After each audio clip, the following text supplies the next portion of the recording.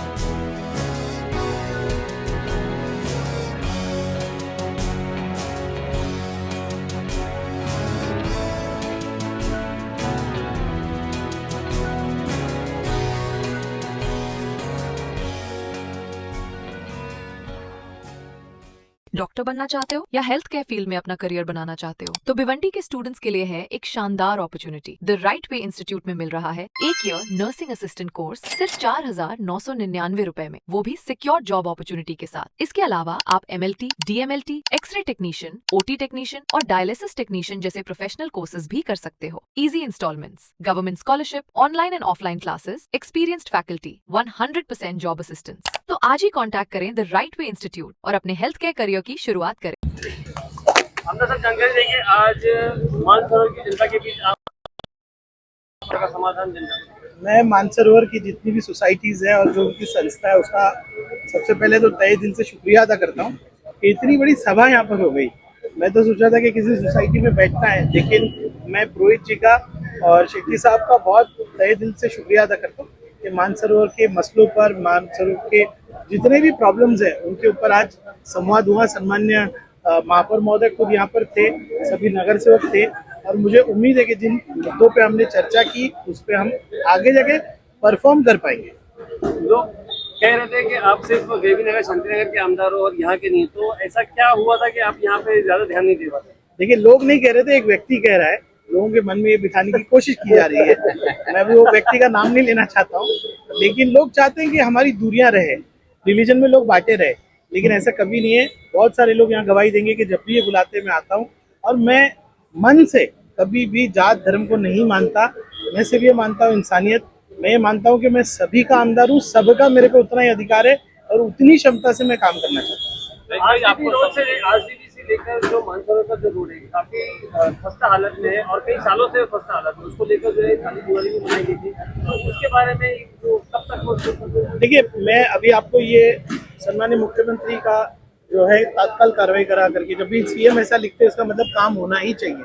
इसमें 15 करोड़ रुपए हमने रखा है, पर जिस तरह से पूरे महाराष्ट्र में कहीं भी फंड अभी नहीं दिया गया, क्योंकि पिछली सरकार ने जितने पैसे खर्चा किए उसके ही पैसे अभी भर रहे। लेकिन मुझे उम्मीद है कि इसके माध्यम से या फिर DPDC के माध्यम से ये रोड जल्दी से जल्दी बनेगा। दूसरा, जब मैं लास्ट टाइम आया था उसके बाद खुद महापौर, मैं और आयुक्त, क्योंकि आयुक्त का भी घर इधर ही है, कम से कम उसको मेरे ख्याल से मोटरेबल किया गया है, एक लेयर किया गया है उसको। जल्द से जल्द हम कोशिश कर रहे हैं कि इसका काम शुरू हो। आपने इस मीटिंग में देखा कि बहुत से मुद्दे मानसरोवर के दिखाए गए, बताया गया सबसे अहम और सबसे जल्द हल होने वाला मुद्दा कौन सा है? देखिए, अभी सबसे पहले तो 50 लाख रुपए की निधि हमने दी है, निधि भी नहीं दी है, वर्क ऑर्डर दिया है। कल ये दिन को खाली मुझे बताना है कि क्या काम करना है, वो काम इमीडिएटली शुरू होगा। उसके बाद 10 तारीख को जब असेंबली खत्म होगी तो मेरा सबसे पहला जो डुएबल काम है, यानी जो मैं कर सकता हूँ, पुलिस के माध्यम से यहाँ पर जो महिलाओं ने कहा है मुझे, वो सुरक्षिता को लाना। फिर इस्कॉन मंदिर है बाजू में, वहाँ हम बाहर का नियोजन कैसे कर सकते हैं। उसके बाद प्रदूषण के बारे में जो कहा गया है वो हम कैसे कर सकते हैं। ये फॉरेस्ट लैंड है, उसके अंदर कोई नियोजन कर सकते हैं क्या, उसको हम कोई ग्रीन एरिया बना सकते हैं क्या। ये सब मुद्दे करने, मतलब जिनका रिजल्ट 6 महीना 1 साल में आ सकता है।